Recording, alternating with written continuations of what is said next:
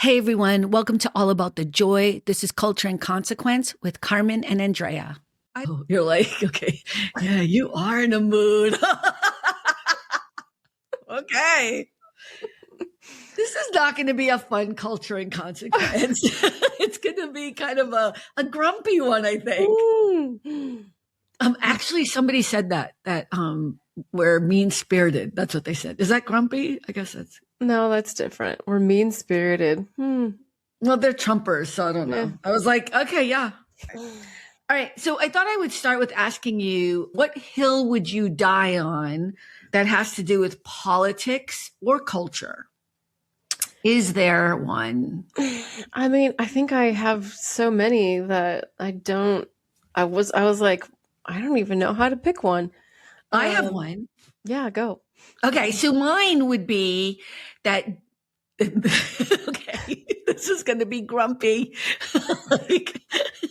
Mean, you meanie. Okay. This is a hill I will die on as well. I've been saying that a lot this year. I have to stop saying it, but, being pro-choice does not mean you're pro-abortion. Pro-choice does not mean you're pro-abortion. And I think it matters. It matters because especially people on the left, which is you, like on the extreme left. I'm already like, I know you're already like, I'm an attacker. No. Because here's the thing. I actually think the wording of using the word abortion, which is the actual clinical thing that they do, actually makes it so real. And I get the idea. Well, that's the point. We don't want to hide behind words or whatever. But my whole thing is like, I don't know any one woman who is actually pro-abortion. Do you know what I mean? Like nobody, here's the problem with people on the right. People on the right believe that we get our nails done in the morning and then we meet up for lunch. And then later that afternoon, we go get an abortion. And then that night we go out clubbing. Do you know what I mean? There's like this weird idea that it is not a real serious medical decision and conversation. And it's not an easy thing at all. And I think to kind of make it sound like I'm all like, yeah, anybody who wants to go, just go get your abortions. Like that's not, that has never been something that I've ever advocated for or thought of. I think it's a real serious personal decision that a woman needs to make, and she has the right to make that decision. So that's where I fall on that. Okay. I mean, I wouldn't say I'm like pro-abortion because I don't, my preference would be people aren't in that situation. I'm definitely pro-birth control. Absolutely pro-birth control. Absolutely. Right. That said, I mean, like, I do think anyone should be able to get an abortion anytime they want.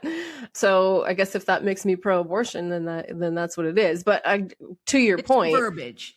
Yeah, verbiage. And also it's not, I have never known any woman who's like, all right, so I'm going to go have brunch and then I'm going to go get my abobo and then I'm going to go go shopping after. You know what I mean? Like it's not, but you do know that that's what a lot of people on the right and conservatives actually think. And yeah.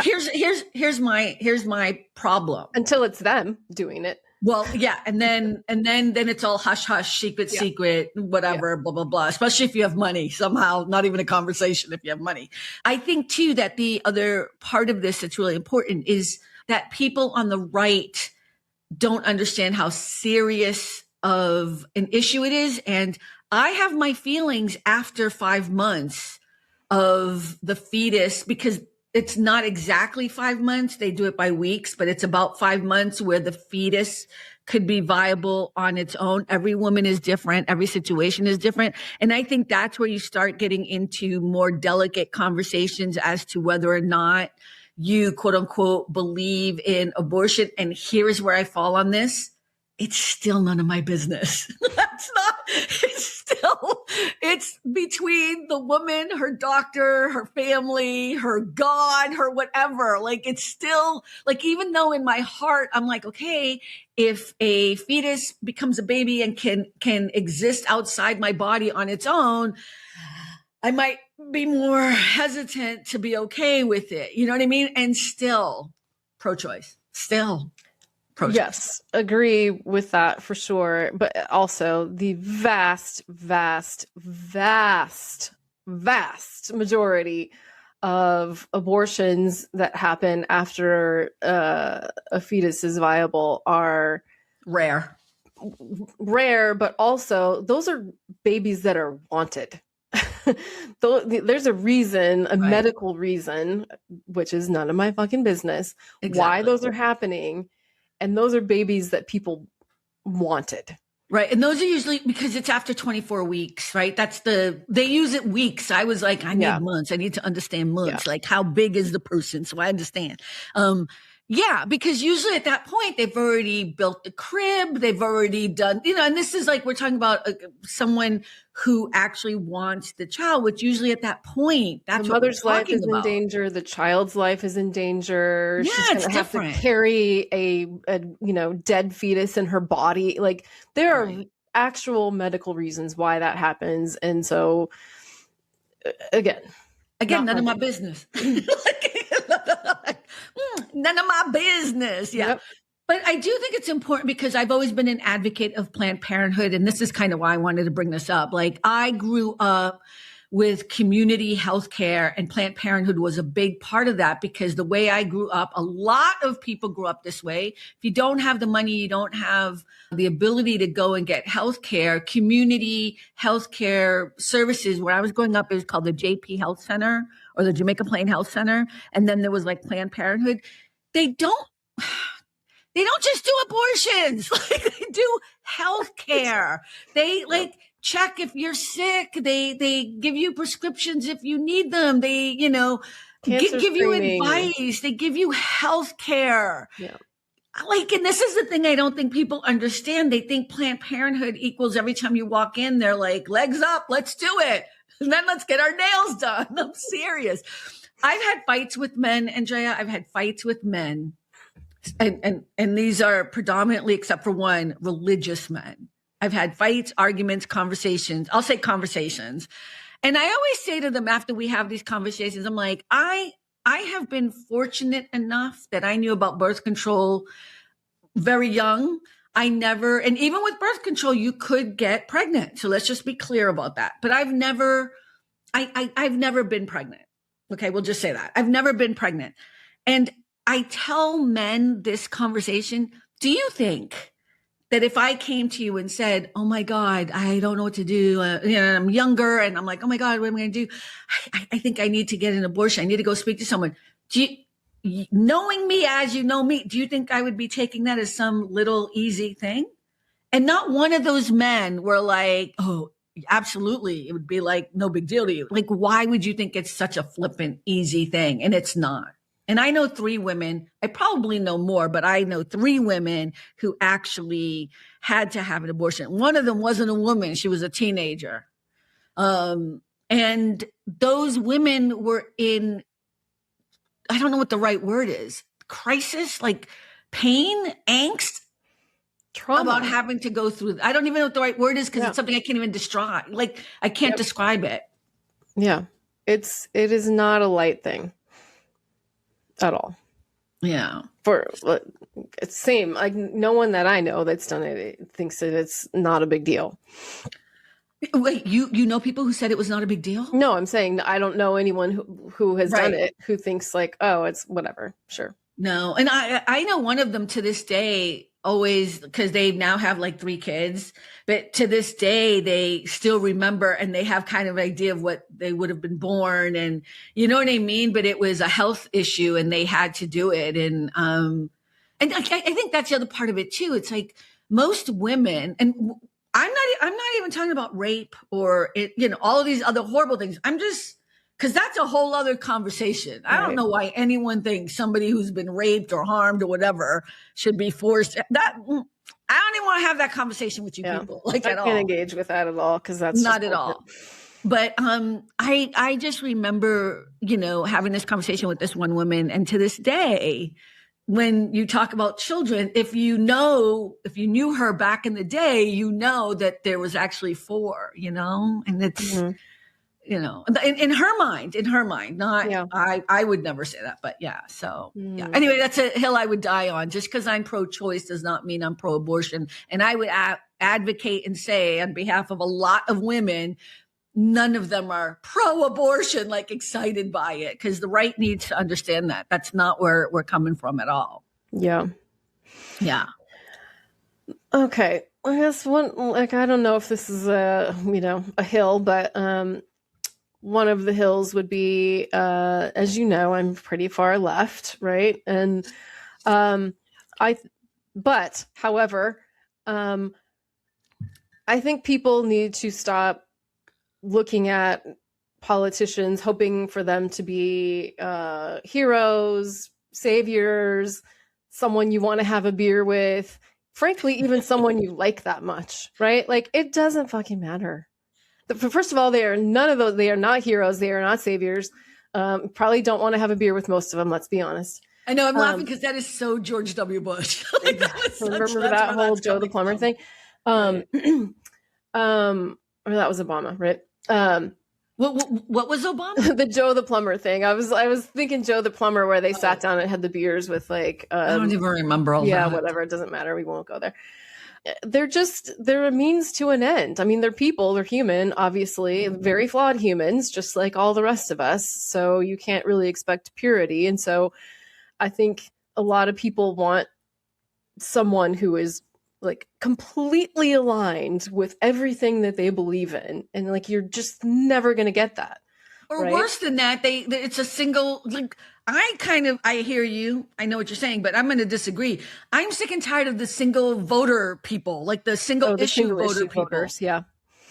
Well, yeah, I mean, that's like, I'm not going to throw away my vote on someone who has no chance of winning, even if they are completely aligned with what I believe in. Like, I'm just not doing that. And, and I'm also not going to throw away my vote on a single issue. Like, I'm super far left, but I am also very, very pragmatic. And I'm not ever looking for any politician to be like, oh, like, I think that's ridiculous, and it stops people from voting. I think, to go to one of your other questions, right? It's like, you're just not going to find that. Yeah, I think what's happened with Donald Trump is it's a little bit of that, but it's also cultish. And I know people keep throwing around the word cult all over the place, and but here's the thing that people don't understand about cults. And the only reason why I know this is a person that we worked for, one of their children is part of a religious cult, right? I'm not even going to name the religious cult, but I said religious cult. You probably can all guess what it is. But the thing about it is, and this is not all Trump supporters, but I would say the vast majority of people, especially those who have turned, cults find you when you are vulnerable. Right? They find you when you are in that space where you are in transition, when you're looking for community, when you're lonely. These are not all negative things, but this is how they get you. This is how they get you in. And then they give you a lot of praise. They validate a lot of the things that you think you believe in. Yeah. And then what they start doing is little by little, they start pushing that line. Because once they have you in emotionally, it's done. There's nothing this man can do that these people will not agree to and find a way to twist themselves up in pretzels to agree with now, because they're so emotionally hooked in. So I agree with you, but I think the line, like there's that line of celebrity where we're like, whether it's like a Meryl Streep or a James Earl Jones. Like when I saw James Earl Jones, I was like, hi.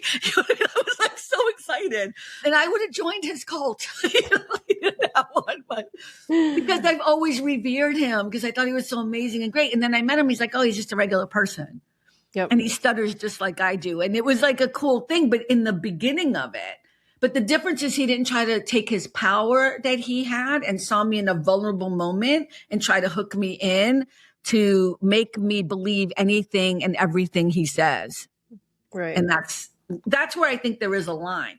I don't think politicians should be saviors, But you know what? If you're going to be a leader, you have got to be able to deliver on shit. And sometimes it feels like saving. Yes, I would agree. But I think, people like think of the early Obama years, the early Obama months, maybe. People right? turned on him quick. They sure did, right? People started to get disillusioned real quick. And it's like, he's not the Messiah, people. He is just a man and a pretty center dude politically also. He was very centered. Like I always say, him and Hillary were pretty much the same, except Hillary had much more experience than he ever had. Yeah. But no, you're right. And I think the thing that happened with President Barack Obama was that it was so new and it was so unbelievable. And then everybody had hopes, and then patience seemed to go right out the door because he was supposed to do everything within the first 6 months. It's for that, everybody. Like, I mean, it was like, it was so fast. It was so fast. I remember getting into fights with gay people about Barack Obama because remember they were so upset. And I was like, it's been 3 months. Oh my God. And I kept thinking, especially in the beginning, but even in his second term, that he was going to be assassinated. I mean, I don't know how else to explain it. I kept thinking I would wake up the next morning and there would be like, that was my big fear, and well, not, Trump and his assassination things that keep happening. We never heard of anything with Barack Obama or any other president. Did you, except for Reagan when he actually got shot? Yeah, well, that was like kind of obvious. Live. Right, it was live, right. And actually did get shot. Right. But that's what I'm saying. It's like, I feel like we hear about these every couple of weeks now with this guy. Every time he wants to change the subject, I feel like there's a new assassination attempt. And everyone does this. Everyone's like, next. Yeah. And it's like, because you're crying wolf too much. And what is with the Secret Service if they can't do their job and keep their mouths shut? Oh, shit. But when has the Secret Service ever been this incompetent and this newsy about everything? They never talk about this shit. Yeah, really strange. It's really strange. Anyways, okay. What's a belief you had at 20 that you absolutely do not have now? You already know mine, but we'll talk about it later. Yeah. I would say, like, I was trying to figure out what this was. I guess, like, when I was 20, I guess I still kind of, like, believed that, sort of like the founding fathers were good guys who, just lived in a different time and that kind of, like, I remember actually very specifically, I was really into Thomas Jefferson, right? I had read a biography and he was like, really well read and into books and music and food. And I was, and he started a university. Part of his life. What's that? I said, did you skip over a huge big part? Yeah, well, that's the thing, right? And I was like, I was still kind of in that mode that we are in when we're children, where it's like, don't really look at this part. Yeah. It was just, it was a different time. Yeah. People thought about it differently. And I think I just hadn't awakened fully to that, right? And even I remember specifically in this book, they with the whole Sally Hemings thing, right? They didn't refer to it as rape or sexual assault or anything. They were lovers. Just like, so I still kind of like, I just hadn't fully checked in on that. And then once you do, I'm like, oh, okay, like. Yes, it was a different time, but it wasn't like they didn't know. There were plenty of people around who were saying this was wrong and this was bad. And specifically, Thomas Jefferson actually believed and knew that it was wrong and wrote about how it was wrong, but still did it. George Washington did not give a fuck. He thought, these are my people that I own and I should own them and you should give them back if you find them. Like, he did not care at all. He didn't care. Yeah. But and to a certain extent, obviously neither did Jefferson, but he knew, like, he wrote about it being wrong. So that was something that, I think I was probably in my mid-20s or maybe, something along those lines before I was like, oh yeah, these guys are actually pretty fucking nasty and bad. So I've already admitted this, but I really, really believed that the United States was the best country in the world. It's just so weird to say. I'm gonna pinch your little cheeks. I know, so cutie. I'm adorable. No matter how much I have traveled, and I haven't traveled as much as I would like to travel, but I still, I thought people revere. There was a point where people did revere us, though, especially during the Barack Obama years. But that wasn't. They still didn't think we were better than they were. You know what I mean? Like, because we're not. Even back then, we were not. But the hope of who we were, I even had just like, even as I saw it dwindling, like the whole 9/11 thing was probably my first time that I started really kind of getting a bigger idea. Because so many things just didn't make sense. You know what I mean? Like, wait a minute. You know, you're like when you start understanding how 9/11 happened, and I'm not a conspiracy theorist at all, but we did lose one of our friends in 9/11, Cesar Murillo. And so you start to question the government a lot more, and you start, but even still, it wasn't up until, I'm not going to lie, probably Black Lives Matter when George Floyd was murdered that I started really understanding about Tulsa, about all of these different Rosewood, all of these different places where we just didn't learn about our own history. And and when I say our history, I mean American history, all of the United States history, not Black history. Was there a specific moment that inspired you to want to write that particular op-ed? I will tell you, I read a New York Times piece on a 100-year-old survivor of the Tulsa Massacre. And my question was this: what's the Tulsa Massacre? I was taught American history every 3 years growing up. 5th grade, 8th grade, what comes after 11th grade. And then I studied in junior college, and I've read it ever since for pleasure. How is it that it wasn't until 2 years ago that I heard about the Tulsa Massacre? How is that possible? I've heard about Custer's the Little Bighorn. I heard about the Alamo. I heard about the Triangle Shirtwaist Fire. I heard about all kinds of disasters in which people died. But I had never heard about this thing that happened in 1921, only 3 years before my dad was born. In the same year that Donna Reed was born, we didn't hear about this thing that happened in which essentially one of the most successful Black communities in America, Black Wall Street, in which everybody was not only burned out of their homes and their businesses, but then driven out of the city limits by an angry mob of, I'm sorry, white people. How is it that this was not taught to me? Because I tell you, at the age of 10, when I was in 5th grade, living in Oakland, California, that would have been a moment of enlightenment for me. That would have told me something very, very different about the city I lived in, not just American history or the city of Tulsa. And it made me mad. It made me mad that somebody had somehow made an editorial process of what was appropriate for us to learn about our own American history. It made me angry that it took until I was, I'm 60, I'll be 66, just about 2 weeks after Juneteenth, I'll turn 66.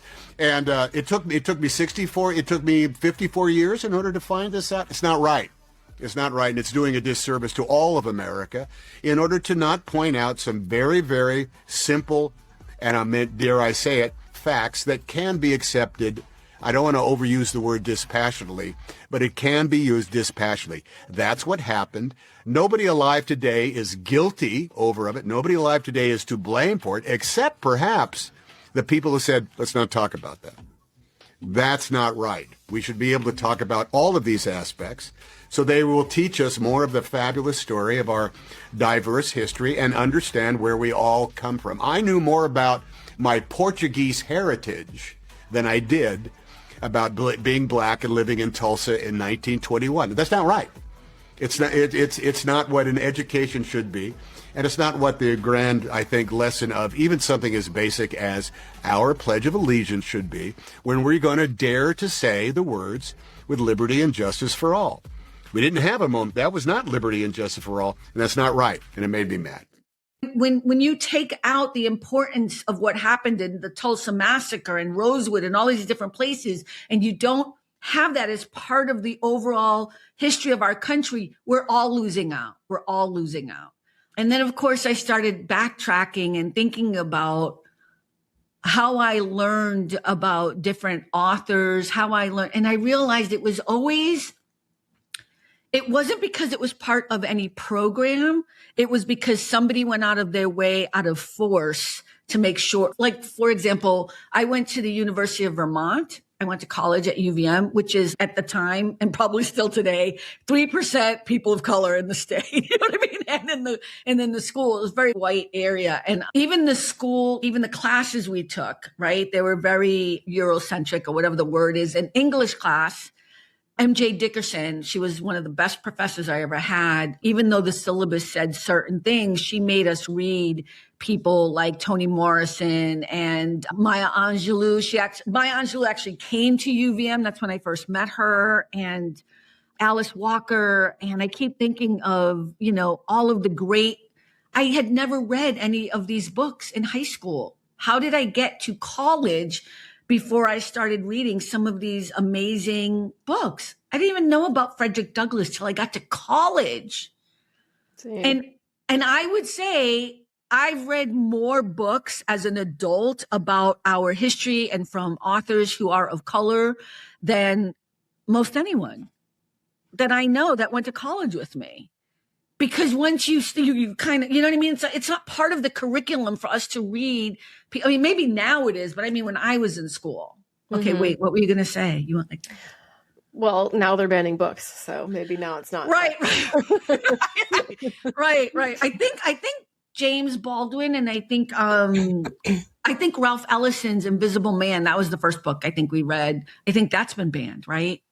I think so. Yes. I think it's been banned, which is. Yeah. Mm-hmm.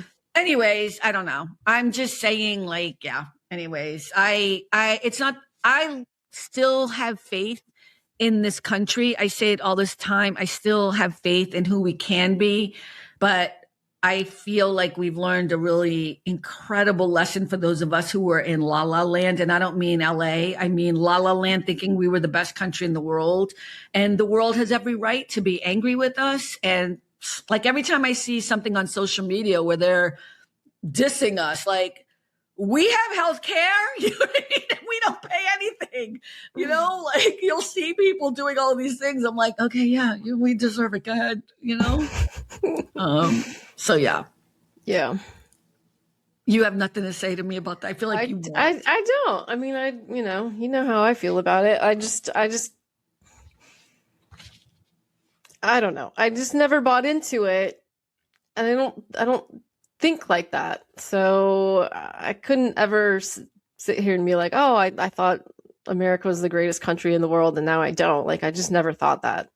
And it wasn't that I thought it was bad. I just don't think in that way. It's like, okay, well, there are other countries that are perfectly good. You're like, I don't think in that way. But you did say the other day that you think that you think we could be who we claim to be. Yes. You said it the other day. We could. Yeah, we could. We made that choice. It's not going to happen, though. Not in our lifetimes. I don't think it's going to happen in our lifetimes. I'd love to be surprised. I thought we were on the right trajectory. Yes. I thought we were on the right trajectory, and then we didn't. We have gone so far backwards. Like, we backslid in such a major way that if we reach our potential, or even anything close to our potential, I absolutely do not believe it will be in my lifetime. Yeah, it's not going to be in our lifetime. I think, and what I mean by that, so people are clear, when we elected Barack Obama, that felt like we were on a different trajectory. And I think not electing a woman, not electing Hillary Clinton was weird. It was weird because like I don't even, just the well, like, to me, it was, I mean, yes, it was a big deal to vote for a woman. Let's put it that way. And but it should not have been. It shouldn't have. Well, whatever it was, like, it just was, right?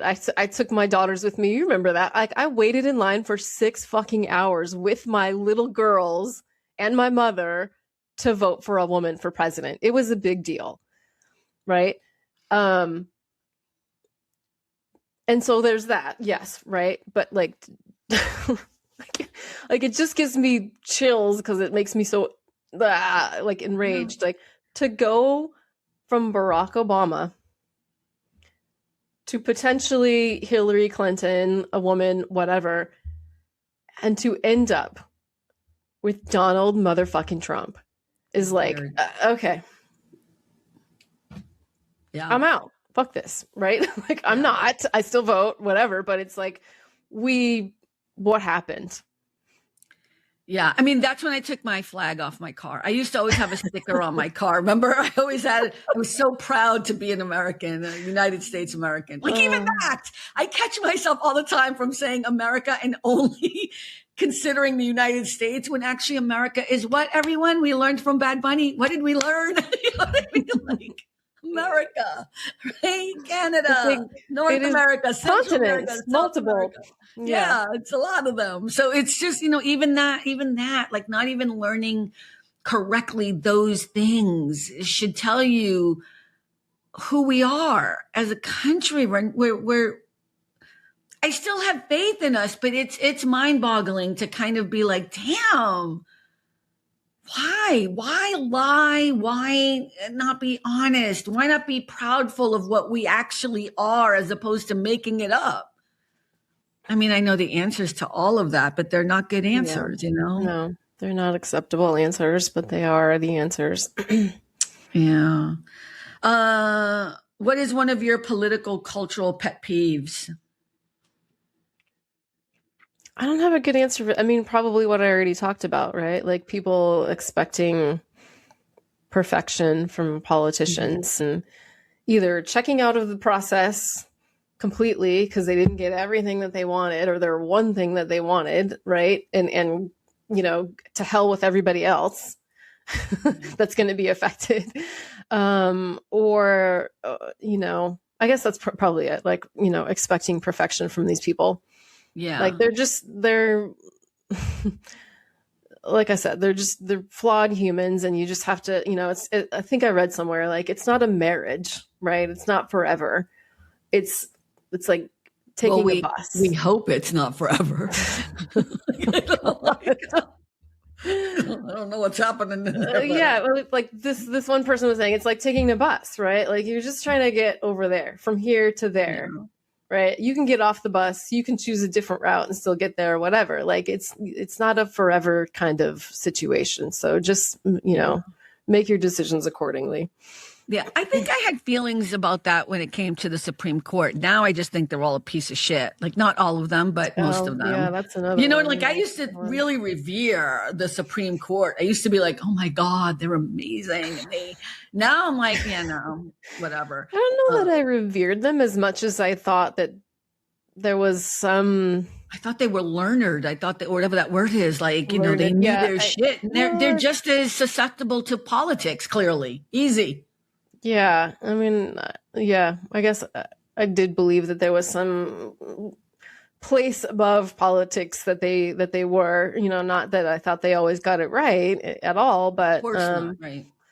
But they're so low and debased at this point. It's really sad. It is kind of sad.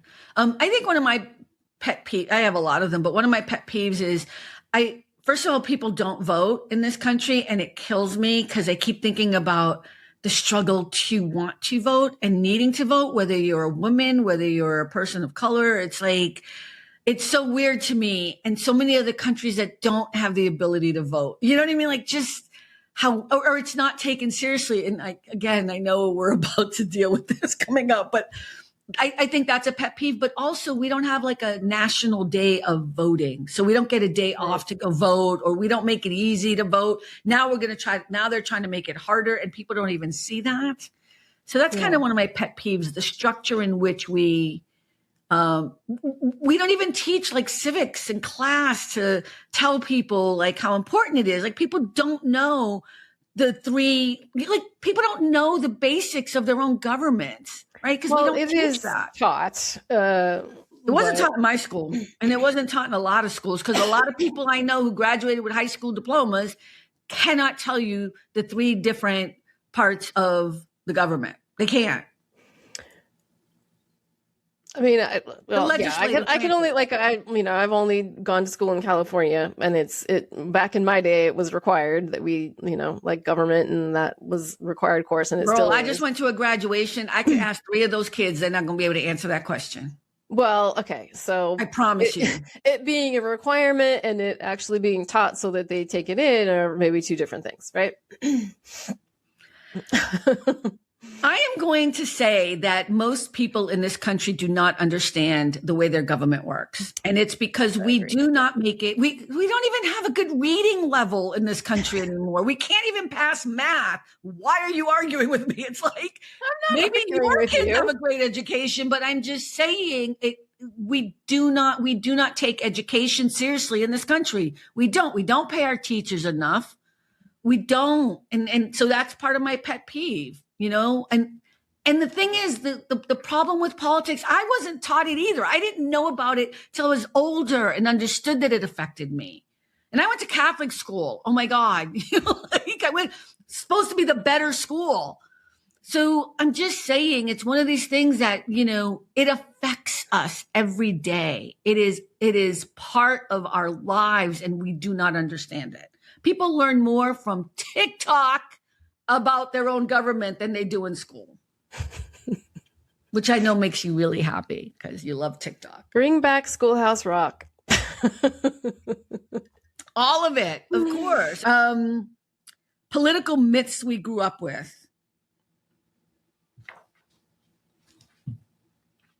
Well, I wrote some out. America is a melting pot. I think that I remember that as like the concept. And then I remember somebody changed it and said, no, we're like a salad bowl because we don't blend together. We're like, you're a tomato, you stay a tomato, but we're part of the meal. And I'm like, not a fondue.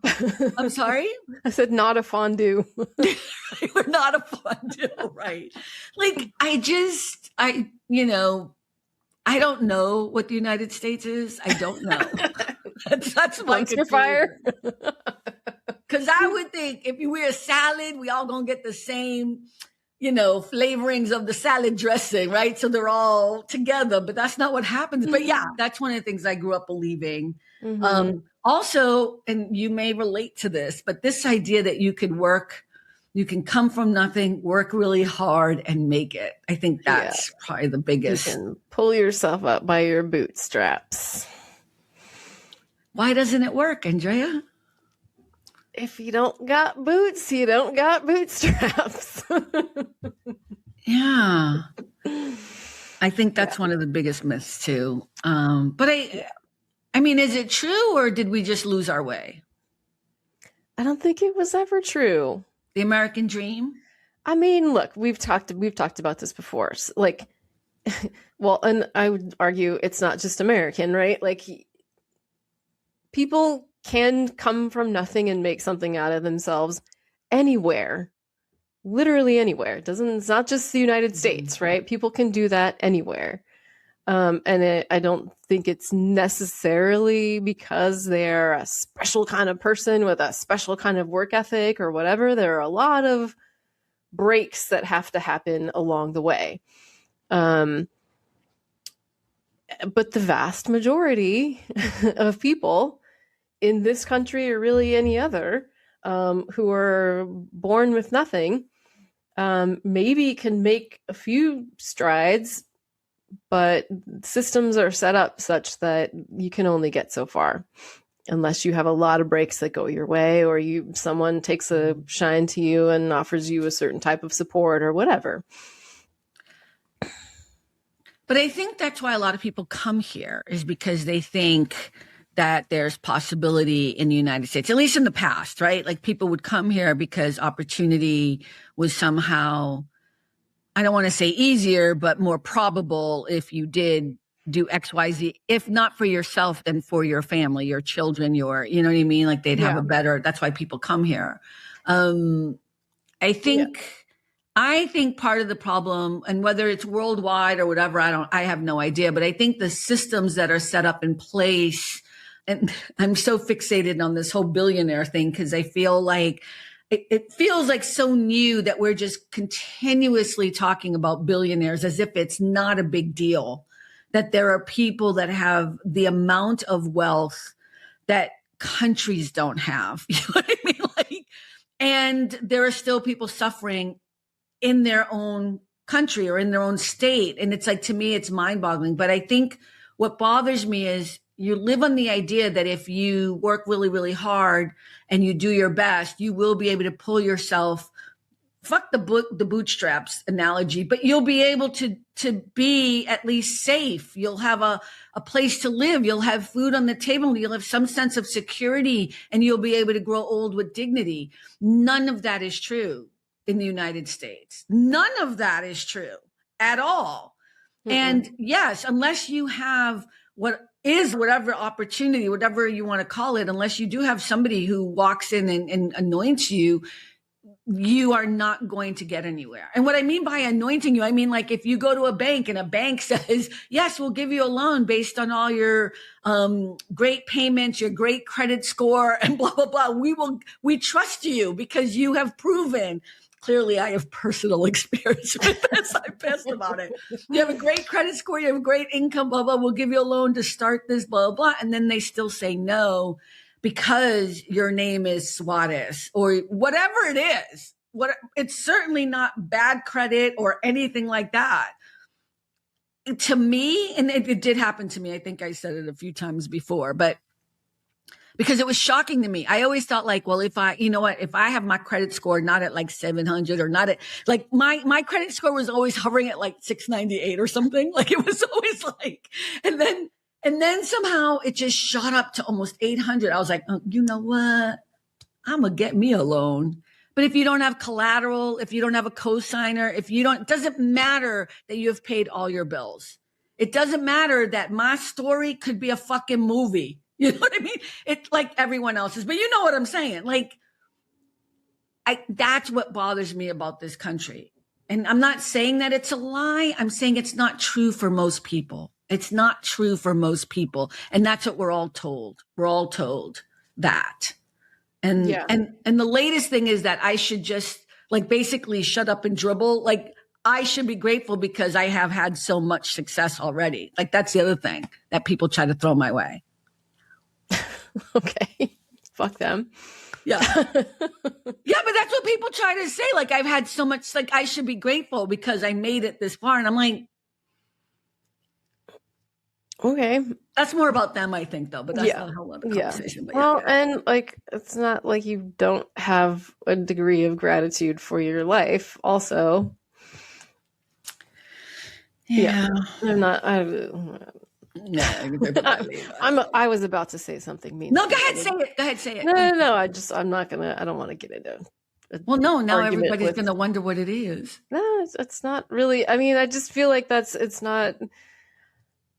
People who don't know you and haven't lived your life and don't, or aren't an actual part of your life, have no idea what your degree of gratitude is for whatever. So they can shut the fuck up. Yeah, and I say this respectfully because I know what you're trying to say, but it's like, gratitude. Why do I have to have gratitude? Just give me my fucking money. I know people, who are pieces of shit who scam all over the place. They get loans to pay other loans, and they're constantly doing this. And it's like, I don't understand. Banks will keep giving them money, but they won't give good people money. Yeah. I'm done with the banks. I'm done. I cannot wait until the day I make it big, because it's got to happen soon. Like, it's got to happen. Because I'll show you, and I'm going to name names when it happens. I'm going to call out all the banks. I was in a fight with this one bank, like, for the past, like, 4 months, just going back and forth with them, writing letters, sending it to the FCC, which was a waste. But not the FCC, I forget the one that's in charge of the banks or whatever. But, because I was livid, not because they didn't give me the loan I asked for, but the way in which they went about treating me during the process. Yeah. Yeah. I mean, to go back to the original point, like, the systems are set up against most people. Most people. It is. Right. the 1% or the 2% have it easier than most of us. And if anything, that's where we should be gelling. That's where we should be connected, is understanding the disparity between all of us, regardless of race and anything else. That's really, they're doing things to keep us divided, right? It's not the Democrats. It's not the Democrats.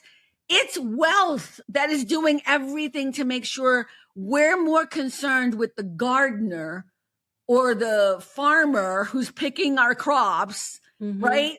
That's what we're most concerned with, so that we don't have to pay attention to the people who are living large and laughing at us as they, keep spending their money and doing what they have to do. Yep. Am I exaggerating a little bit? No, I don't think that you are at all. That's,